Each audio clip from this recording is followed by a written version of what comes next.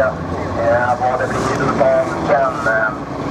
Ja, det är målflaggan tyckte de hade plockat med någon annan flagga där, men målflaggan var det som man lyfte upp.